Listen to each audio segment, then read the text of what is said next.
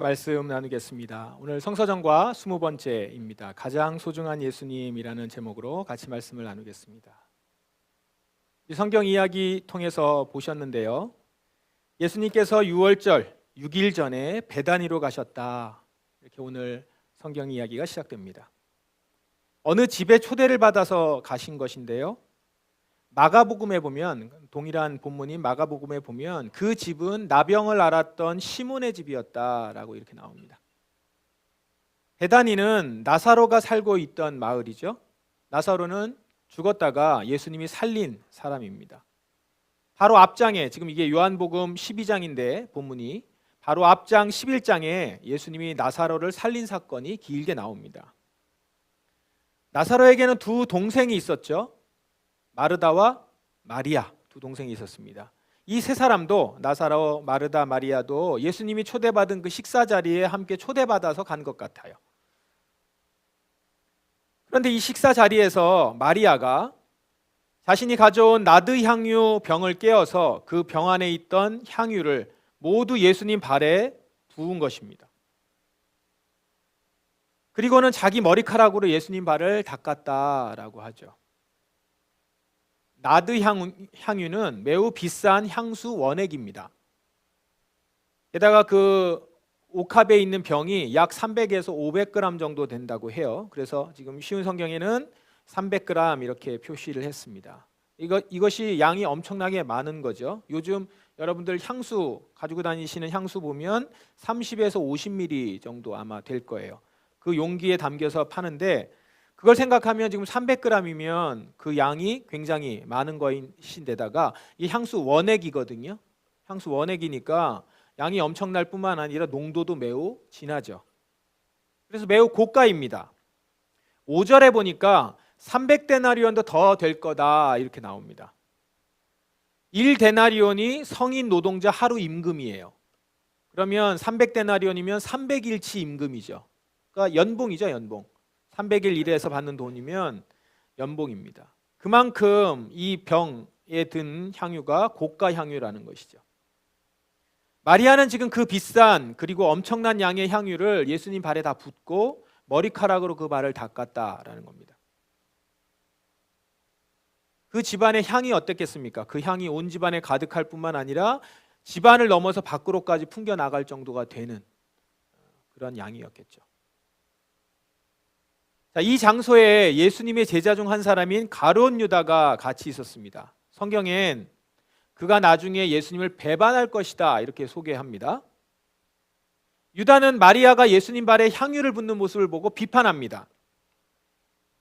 이 향유를 팔아서 그 돈을 가난한 사람들에게 나누어 주는 것이 좋지 않은가? 이것은 300데나리온에 해당하는 값비싼 것인데 말이야. 다른 사람들 다 듣게 크게 소리를 내면서 얘기했고, 마리아도 들었겠죠. 그래서 굉장히 민망했을 그런 핀잔을 지금 유다가 한 것입니다. 자, 그런데 여러분, 지금 유다가 한 말이 여러분이 들을 때는 좀 어떻습니까? 지금 앞서서 유다에 대해서 이제 부정적인 소개를 했기 때문에 나중에 예수님을 판 자다, 이렇게 예수님을 배반한 자다라고 부정적인 소개를 했기 때문에 나쁜 사람의 말 이렇게 이제 받아들이게 될 텐데, 그렇게 생각하지 말고 그냥 유다가 했던 말에만 귀를 기울여서 한번 생각해 보면, 향유를 팔아서 그 돈을 가난한 사람들에게 나누어 주는 것이 좋겠다, 이 말 어떻습니까? 틀린 말 아니죠. 그럴 것 같지 않아요? 수천만 원이 되는 돈인데 그거를 이렇게 발에다가 붓는 것이 아니라 그걸 팔아서 가난한 사람에게 나눠주는 것. 굳이 발을 씻는데 그렇게 값비싼 향유를 한꺼번에 다 부을 필요는 없을 것 같죠? 정향유로 발을 좀 씻어드리고 싶으면 소량만 물을 좀 타서 이렇게 해서 그걸로 하고, 나머지는 팔아서 그 돈으로 가난한 사람들 나눠주면 예수님도 좋아하실 것 같아요.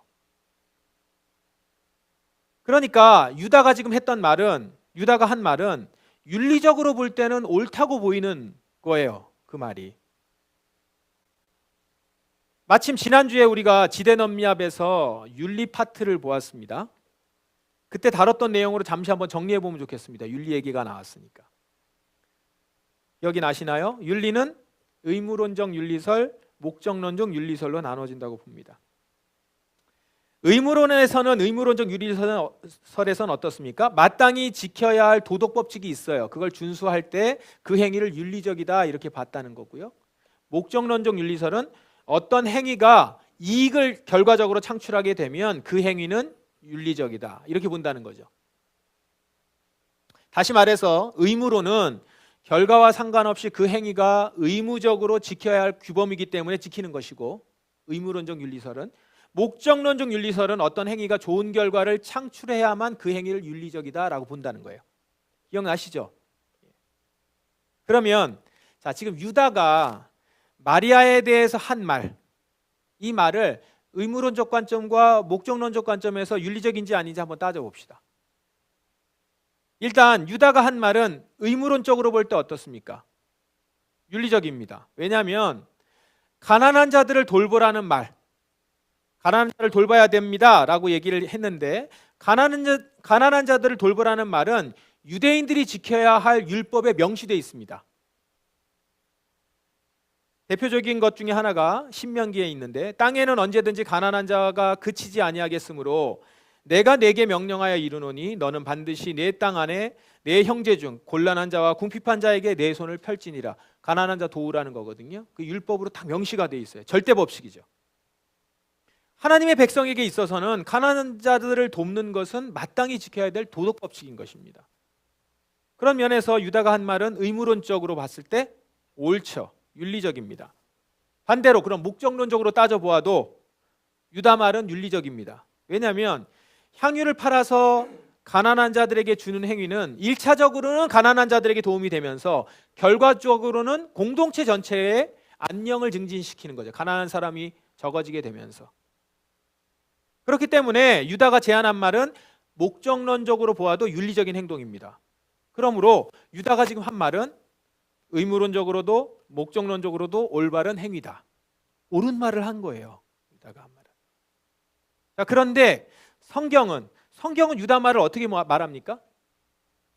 좋지 않게 평가하죠. 이렇게요. 유다가 정말로 가난한 사람을 생각해서 이 말을 한 것은 아니었습니다. 이렇게 얘기합니다. 그는 도둑이었기 때문에 이런 말을 한 것입니다. 그는 돈주머니를 관리하는 사람이었는데 재정 담당자라는 거죠. 종종 돈주머니에서 돈을 제 마음대로 꺼내 쓰곤 하였습니다. 유다의 말은 윤리적으로는 옳지만 사실 그가 지금 했던 이 말, 그는 정말 가난한 자들을 생각해서 한 말이 아니라는 거예요. 유다는 몹시 돈을 좋아하는 사람. 그래서 아예 뭐라고 표현합니까? 도둑 이렇게 표현합니다. 유다는 돈을 좋아하는 사람이라서 이렇게 계산적인 말을 한 것뿐이라는 거예요. 따라서 여기서 우리가 한 가지 알 수 있는 것은, 우리는 누군가가 아무리 윤리적으로 옳은 말을 하더라도 평상시에 삶이 뒷받침되고 있지 않으면 그는 그저 위선자일 뿐이다. 하나님께 인정받지 못한다라는 것을 우리가 한 가지 알 수 있습니다. 자, 우선 여기까지 보시고요. 그러면 예수님께서 마리아의 행동은 어떻게 평가하시는지, 유다의 행동은 윤리적으로 봤고 하나님께서 어떻게 말씀하시는지, 그러면 이제 마리아의 행동은 먼저 예수님께서 어떻게 평가하시는지 이렇게 얘기하죠. 이 여자가 하는 대로 내버려 두어라. 마리아는 내 장례를 치를 날을 위해 이 향유를 준비해 둔 것이다.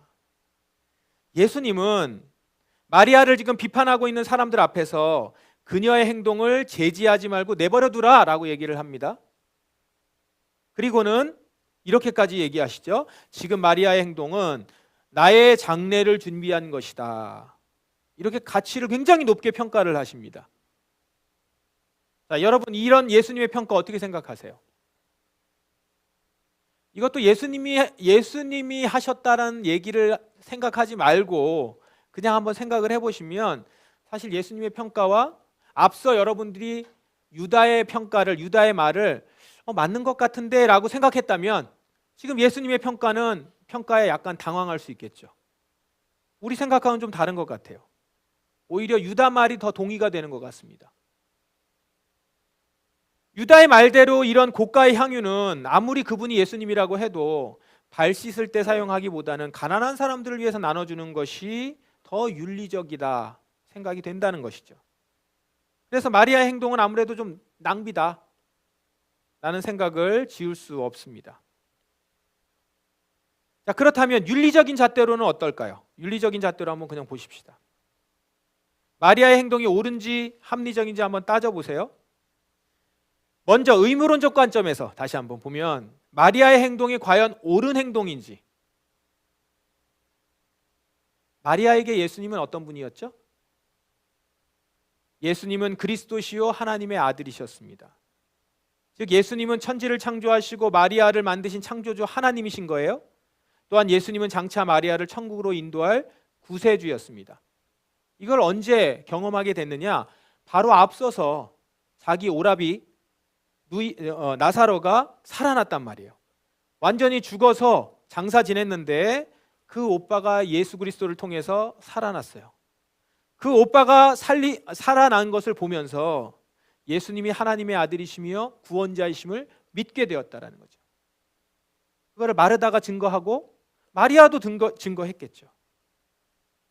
그렇다면 마리아는 지금 창조주이시면서 구원자이신 예수님께 드리고 있는 거예요. 가장 귀한 자신의 것을 드리고 있는 겁니다. 자, 예수님과 지금 마리아의 관계가 이렇게 형성이 된 상황에서의 이 마리아의 행동 어떻습니까? 이건 합리적인 행동이에요. 옳은 행동인 것이죠. 하나님이신 예수님에게 나의 가장 좋은 것을 드리는 것은 합리적인 것이죠. 따라서 마리아가 예수님께 향유 옥합을 부은 행위는 의무론적으로 봤을 때 윤리적인 행동입니다. 그렇죠? 이건 낭비가 아닌 거죠. 하나님에게 드린 거니까. 이것을 목적론적으로도 한번 생각해 보세요. 옳은지 한번 따져보십시오. 목적론적으로는 그 행위가 자기에게 이익을 창출해야 된다는 거잖아요. 내가 이 행위를 했을 때 결과적으로 그 이익이 창출되어야 된다. 이제 이렇게 보는 관점인데, 자, 그 관점으로 보더라도 마리아가 예수님의 발에 향유를 부음으로써 결과적으로 어떤 이익을 얻을 수 있었을까? 마리아는 낭비라고 보였지만 결과적으로 예수님의 말씀에 의하면 마리아가 예수님의 발에 향유를 부은 것은 곧 예수님의 장례를 준비한 거라는 거예요. 그렇게 얘기하셨죠? 자, 이 말은 무슨 말이냐면 마리아가 예수님의 발에 향유를 부은 것이 예수님에게 힘과 위로를 주어서 예수님으로 하여금 십자가를 잘 감당할 수 있게 도왔다는 뜻이 내포되어 있습니다. 자, 한번 생각해 보세요. 마리아가 예수님의 발에 향유를 부을 때 우리는 마리아만 자꾸 보시는데 예수님 입장에서 한번 생각해 보세요. 예수님 입장에서. 식사를 하고 있는데 갑자기 예수님의 발에 향유를 부어요. 그 냄새가 확 퍼지면서, 게다가 머리카락으로 자기가 사랑했었던 친구들이잖아요. 나사로와 이 마리아와 마르다. 그 마리아가 자기 머리털로 이 발을 지금 씻어요. 그걸 보는 예수님이 어떤 마음이셨을까? 자, 우리가 예수님을 이야기할 때 제가 이제 설교 때 종종 말씀을 드리는데 인간 예수를 염두에 두세요. 교리적인 예수님 말고, 하나님이신 예수님 말고 인간 예수님을 염두에 주시고 예수님 입장에 생각해 보세요. 예수님은 그의 생애, 특히 사역하는 내내 큰 고민과 어려움이 항상 있었습니다. 그게 뭐냐면 십자가를 지는 일이에요. 십자가 사역을 위해서 자신이 간다는 걸 알면서 가지만 그 길은 아주 씩씩하게 당당하게 기꺼이 갈 수 있는 것이 아니라 매우 어려운 일인 것이죠. 그러니까 그 전날, 이제 십자가에 못 박히시기 전날 겟세마네에서도 그렇게 그가 기도할 때 심히 고민되면서 기도하잖아요. 십자가를 지는 일은 그에게 있어서 상당히 부담스러운, 예수님에게도 그런 일이었단 말입니다. 그런데 지금 이 마리아가 자신의 전 재산에 해당될 것 같은 그 향유를 깨서, 옥합을 깨서 발에 붓고 머리카락으로 지금 그 씻어내는 거예요. 그 마리아를 보게 돼요. 처음에는 깜짝 놀랐다가 그가 씻어내는 모습을 보면서 예수님이 어떤 마음이 들었을까요? 예수님은 그 여인을 보면서 자신이 십자가를 져야 하는 이유를 분명히 다시 보게 되는 거예요. 확인하는 겁니다. 이 순간 예수님은 내가 반드시 이 영혼들을 위해서 십자가를 감당하리라. 나에게 자신의 모든 것을 주는 나의 사랑하는 이들을 위해서 내가 십자가를 져서 꼭 영원한 생명을 선사하리라. 이렇게 다짐하지 않으셨을까요?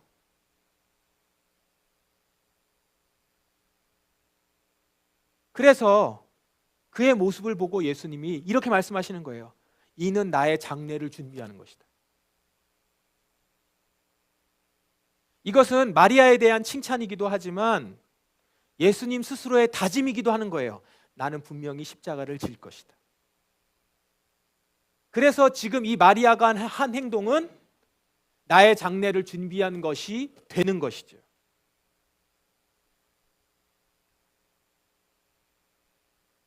마리아의 행동을 보면서 예수님은 이 행동이 나의 죽음을 준비한 것으로 내가 죽기를 결단할 수 있도록 도와주었던 그런 행위였다는 것입니다.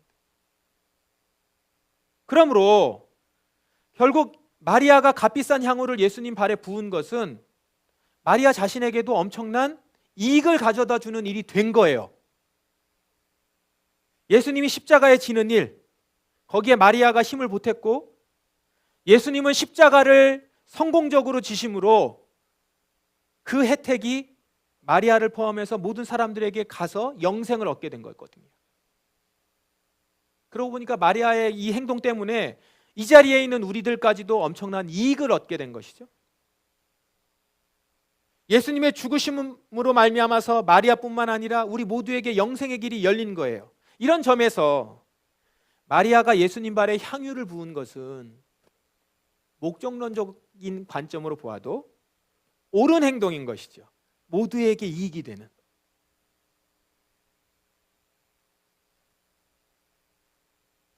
그런 윤리적인 행동이 되더라는 겁니다. 예수님으로 말미암아 마리아의 행동은 윤리적인 행동이 된 것이죠. 그리고 윤리적인 행동인 것이죠. 자, 이렇게 볼 때 가룟 유다의 말이나 마리아의 행동이나 윤리적으로는 모두 옳았습니다. 유다가 한 말도 윤리적으로 옳았던 말이고 마리아의 행동도 윤리적으로 옳은 행동인 거예요.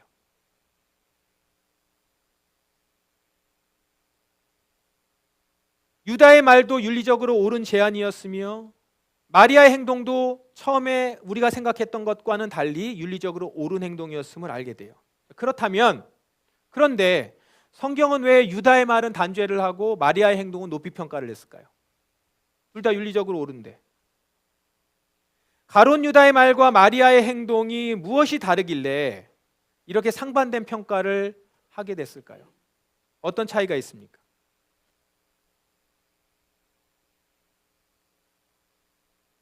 그건 바로 예수님을 가장히 소중히 여기는 마음 여부였습니다.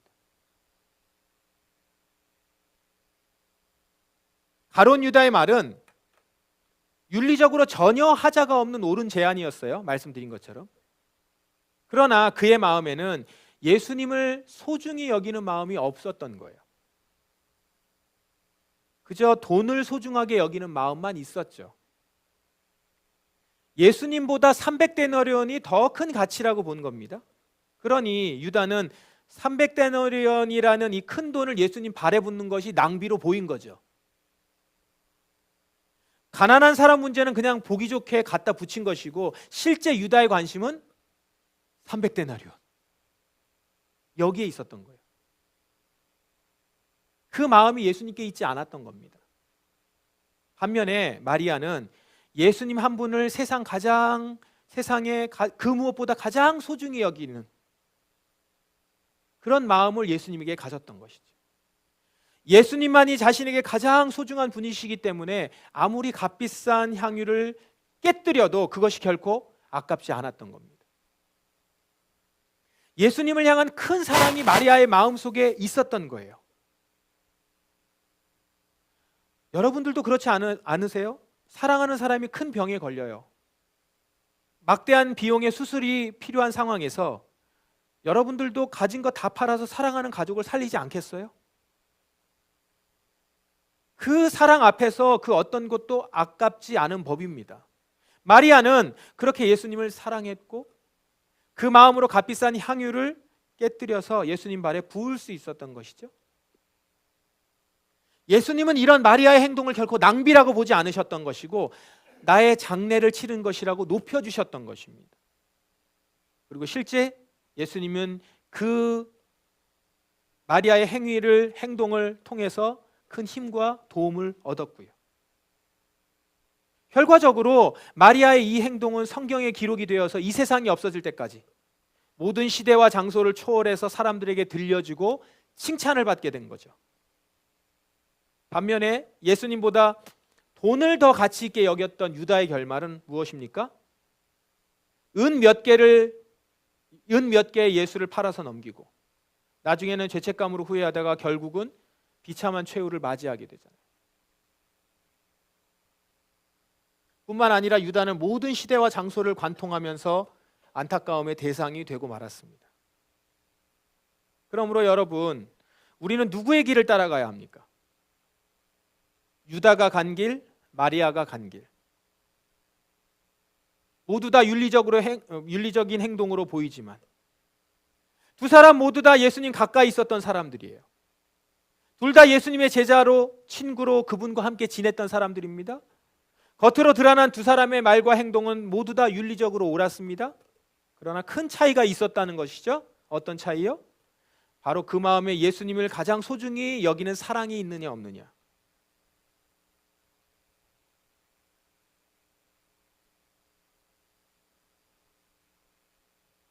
여러분은 예수님을 가장 소중히 여기십니까? 아니면 예수님 외에 다른 것들을 소중히 여기며 살아갑니까? 우리가 가지고 있는 재산, 사회적인 성공, 나의 자녀들, 가족. 여러분, 이런 재산이나 성공이나 가족은 주님이 우리에게 주신 선물입니다. 우리 보통 그렇게 얘기하잖아요. 주님이 나에게 선물을 주셨다. 나의 선물 같은 자식들, 나의 선물로서 나에게 준 성공, 이 자리. 그런데 그때 기억하실 것은 선물보다 그 선물을 주신 분을 더 사랑하는 것이 현명한 것이죠. 그게 옳은 것 아닙니까? 의무론적으로도 다른 무엇보다 예수님을 사랑하는 것이 성도에게 요구되는 마땅한 의무겠죠. 그런 모습일 겁니다. 또한 목적론적으로도 다른 무엇보다 예수님을 사랑하는 것이 결과론적으로 여러분들에게 더 이익이 된다는 것이죠. 왜냐하면 여러분이 돈이나 성공이나 사람보다 예수님을 더 소중히 여길 때 하나님은 여러분에게 영원한 생명을 주시기 때문이에요. 영생보다 더 큰 이익이 어디 있습니까? 집이 여러분을 구원할 수 있습니까? 성공이 여러분에게 영생을 줄 수 있어요? 가족이 여러분의 죄를 씻어줄 수 있습니까? 절대 그럴 수 없단 말이죠. 따라서 의무론적으로도 목적론적으로도 여러분이 그 무엇보다 예수님을 가장 소중히 여기는 것이 옳습니다. 하지만 여러분도 아시다시피 우리가 예수님을 그 무엇보다 소중히 여길 수 있는 것은 의무나 이익으로 해결되는 것, 그 문제로 되는 것이 아닙니다. 머리로 알지만 실제 그렇게 되기 위해서는 우리 마음이 움직여야 되잖아요. 기꺼이 마리아처럼 할 수 있어야 되잖아요. 무엇이 필요합니까? 사랑이 필요해요. 사랑. 마리아에겐 있었고 유다에게는 없었던 것, 사랑. 이 사랑이 있어야 우리가 예수님을 제일 소중히 여길 수 있죠. 너무 당연하죠? 의무나 이익 때문에 예수님을 가장 소중히 여기기는 어렵습니다. 잠깐은 할 수 있어도 계속할 수 없어요. 그렇다면 우리가 예수님을 깊이 사랑하려면 어떻게 해야 되죠? 내가 해야겠다라고 해서 되는 것이 아니라 먼저 예수님의 크신 사랑을 경험할 때 가능합니다. 우리는 지금 예수님의 십자가 순환을 묵상하는 사순절을 지금 지내고 있어요. 예수님은 왜 마귀에게 시험을 받으셨나요? 우리로 마귀의 시험을 이기도록 앞장서서 시험을 받으셨다는 거예요. 예수님이 왜 채찍에 맞으셔야 했나요? 우리들의 죄가 살이 뜯겨 나갈 만큼 중하기 때문이라는 것이죠. 예수님은 왜 십자가에 죽으셔야 했습니까? 주님께서 소중히 여기시는 우리를 영원한 심판에서 구원하기 위해서 예수님이 하신 거란 말이죠. 이처럼 예수님은 여러분들을, 나를 사랑하셨고 소중히 여겨주셨어요. 내가 주님을 알기 전에, 아니 우리가 태어나기 전부터 예수님은 우리를 아시고 귀히 여겨주셔서 우리를 택하셨어요. 계속 연약하여서 죄를 짓고 살아가는 우리를 위해서 미리 십자가에서 보배로운 피를 흘려주셨다는 것입니다. 이것을 알아가면 알아갈수록, 예수님이 나를 위해서 행하신 것을 알아가면 알아갈수록 정말 사랑할 수밖에 없지 않겠어요? 그분이 나에게 영생을 주신다는 걸 알고 이분이 나에게 이렇게 어마어마한 것을 주시다니, 이것을 하나하나 알아가면 정말 그분을 더 사랑하게 되고 더 사랑하게 되고 감사하게 되고, 내 옥합을 지금 깨어서 드려도 하나도 낭비가 되지 않는 그런 사람이 된다는 것이죠. 그 누가 우리를 이토록 사랑하고 아껴주냐, 이 고백을 하면서 말입니다. 사랑하는 여러분, 이 계속되는 이 사순절 기간에, 그리고 다가오는 고난주간을 통해서 예수님께서 여러분을 어떻게 사랑하셨는지 더 깊이 알아가실 수 있기를 바랍니다. 그리고 이제는 나도 주님께 나의 가장 귀한 마음을 드리고, 전 재산을 드려도 아깝지 않을 만큼 주 예수님 한 분을 소중히 여기시는 성도로, 그 한 사람으로, 그래서 여러분의 그 행위가 주님의 십자가를 기념하는 일로, 주님의 장례를 준비하는 일로 귀히 여김을 받을 수 있는 그런 사람들로 서시기를 주님의 이름으로 간절히 축원합니다. 기도하겠습니다. 시간 기도하십시다. 주님이 먼저 나를 가장 소중히 여겨 주셨기에 그것을 깨닫게 되니 겉으로 볼 땐 윤리적으로 또한 낭비처럼 보이는 행동도 기꺼이 할 수 있게 되었고, 그것이 알고 보니 결코 낭비요 비윤리적인 행동이 아니라 진정으로 옳은 행동이었으며 필요한 행동이었으며 모두에게 유익이 되는 행동이었구나. 이렇게 주님의 사랑을 깊이 알고 이제는 내가 주님을 가장 소중한 분으로 여기며 그분 앞에서 다른 것들을 앞세우지 아니하고 다른 것들을 먼저 소중히 여기지 않는 내가 되기 원합니다. 그것이 옳은 행동일 뿐만 아니라 기꺼이 그 안에서 나는 참된 기쁨과 안정을 누릴 수 있을 것입니다. 주님, 제가 주님을 사랑합니다. 주님이 나를 사랑해 주셨기에 주님, 제가 주님을 가장 소중히 여깁니다. 주님이 나를 소중히 여겨주셨기에 이렇게 고백하며 주님 앞에 나아가십시다. 다 같이 통성으로 기도하겠습니다.